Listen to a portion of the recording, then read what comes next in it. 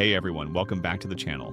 My name is Anime Havoc, and today's story is all about betrayal, revenge, and ultimate redemption. This one's got it all: an underdog hero, brutal discrimination, an overpowered hidden ability, and an army of beautiful yet deadly maids. So sit back, relax, and let's dive into the story of a young adventurer who is betrayed by everyone he trusted, only to rise back stronger than anyone could have imagined. Our story begins with a boy named Light, a cheerful and optimistic teenager who dreams of becoming a top-ranked adventurer. He wants to earn fame, glory, and most of all, give his humble family a life of comfort and happiness. One day, he finally decides to leave his small countryside village and travel to the great city where the Adventurers Guild is located. He carries nothing but a small bag, a few coins, and a heart full of ambition. However, the moment he enters the city, reality hits him like a brick wall. In this world, the goddess created 9 races, and humans sit at the very bottom of that list.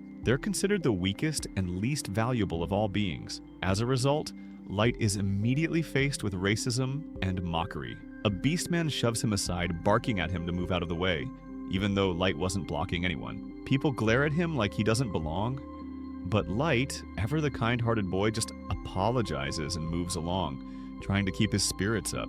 When he finally reaches the Adventurers Guild, he takes a deep breath and steps inside. The place is bustling with powerful warriors, mages, and mercenaries of all races. The receptionist greets him politely, but with that fake smile that says she's already judged him. She asks him for his name and any skills he might have. Light proudly says that his gift is called Unlimited Gotcha. The receptionist tilts her head in confusion, so Light decides to show her what it does. He holds out his hand, and a glowing device materializes in front of him. It looks like a strange mix of a slot machine and a summoning circle. He activates it, and the magical wheel spins with bright lights and anticipation until it lands on a fork, a bent, useless fork that clatters onto the table. The receptionist looks unimpressed. Light panics, insisting that it's usually better than this. He spins again, and this time he pulls out a rotten apple. One more try, and he gets moldy bread. By now, everyone in the guild is snickering.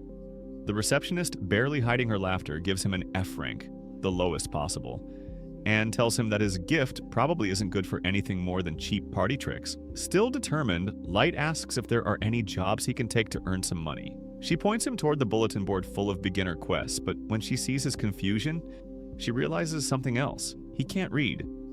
Like most humans, he's illiterate, which earns him even more pity. She tells him to stick to physical labor like hauling stones or gathering wood, jobs that barely pay enough to survive. Light accepts with a smile anyway. That day, he works tirelessly under the sun and earns just enough to rent a small, dirty room for the night. He's exhausted but proud.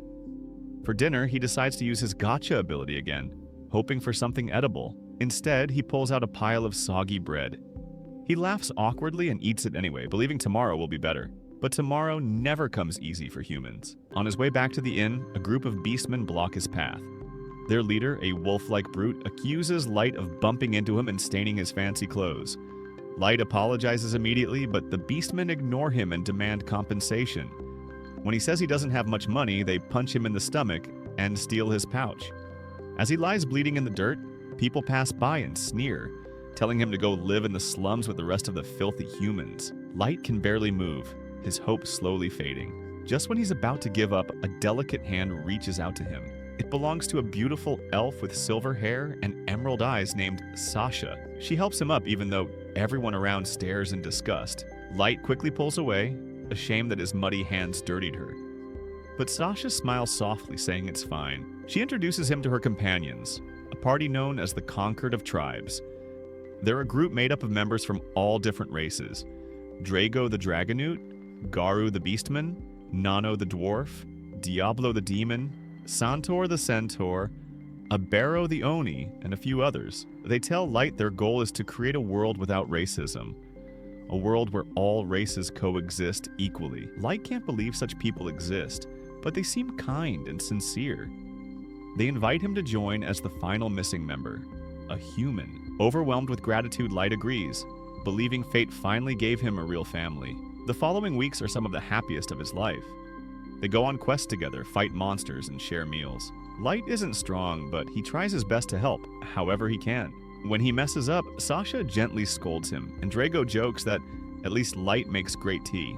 The group laughs together, and for the first time, Light feels like he belongs. He trusts them completely.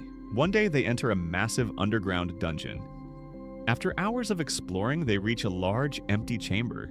Everyone's exhausted, so Light offers to make tea for the group. While he's setting up, Drago approaches him with an unreadable expression and says, "Light, you're fired." Light laughs nervously, thinking it's a joke, but when he looks up, everyone's faces are cold and distant. Garu smirks, calling him a useless human. Sasha crosses her arms and says she's disgusted that she ever pitied him.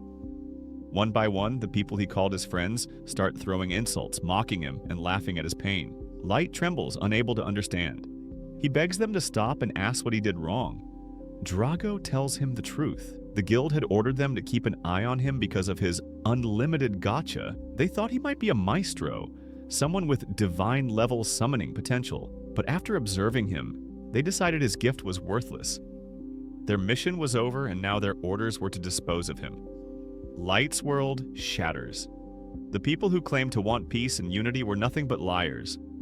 Sasha, the one who saved him, smirks and says she's glad he wasn't a maestro, because if he was, she would have been forced to marry him. The others burst into laughter. Garu lunges forward, his claws glowing metallic, and slashes Light across the face. Blood splatters across the floor as Light screams. He tries to run, but Sasha shoots an arrow through his leg. The pain is unbearable.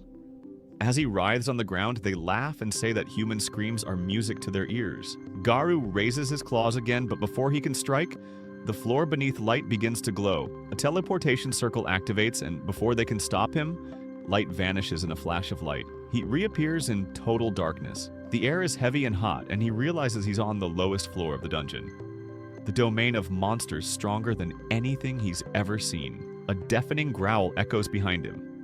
Turning around, he sees a massive beast, its glowing eyes fixed on him. The creature's level? 1,000. Light stumbles back, terrified. There's no way he can fight something like that. In pure desperation, he activates his unlimited gacha one more time, pressing the button over and over as the monster charges. The gacha glows brighter than ever, and suddenly a massive magic circle forms beneath his feet. The wheel spins violently, and just as the beast lunges, the roll completes. A bright light flashes, and out steps a woman dressed in a maid outfit, her aura radiating divine power. With one graceful move, she annihilates the level 1,000 monster in a single strike. Light can't even comprehend what just happened. The woman kneels before him, introducing herself as May, the ever-seeking maid, a level 9,099 summon. She heals all his wounds instantly and tells him she's bound by the maid's code to serve him until death. Light is speechless. He asks how someone so powerful could come from his seemingly useless gacha. May smiles and explains that his skill was never weak. It was concealed. Only beings above her level could see its true power. The rarity of the items he summons depends on the mana density of his surroundings. Up on the surface, mana is weak, which is why he only got junk. But in this dungeon, the mana is so dense that it awakened the gacha's full potential. Light falls to his knees, tears streaming down his face. He tells May everything, how he was betrayed, mocked, and left to die by those who claim to be his friends. She hugs him softly, telling him she can't imagine his pain but will help him in any way she can. Light wipes his tears and swears that he'll take revenge with his own hands. From that day on, Light dedicates himself to mastering his gift. He uses the dungeon's mana to summon stronger and stronger allies, creating an underground empire. 3 years later, Light is no longer the weak boy everyone laughed at. He's the ruler of a massive palace surrounded by hundreds of loyal maids and powerful summons. His 4 legendary companions, May the ever-seeking maid, Yuki the beast Tamare, Ellie the mage, Naz the vampire knight, and Jack the hardened warrior, serve as his elite guards. Together they manage his growing territory. May handles administration, Yuki oversees the forests, Ellie manages magical research, and Naz, though a bit airheaded, patrols the castle to ensure peace. Light spends his days training, building, and strategizing. But even amid the laughter and loyalty, his heart still burns for vengeance. The scenes in his palace are both comedic and warm. The maids compete for his attention, pulling harmless pranks and arguing about who gets to clean his chambers. May remains the most protective of all, constantly reminding the others of their duties and keeping order in the castle. Light often trains with Jack in the arena, their fists colliding with thunderous force. Jack praises his progress, saying that even top-ranked adventurers wouldn't survive a single hit from Light now. But Jack warns him to be careful.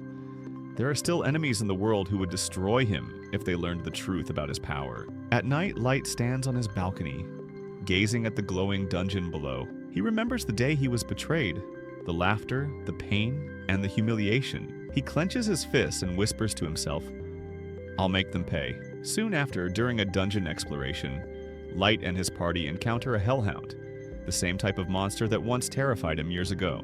For a moment, he freezes.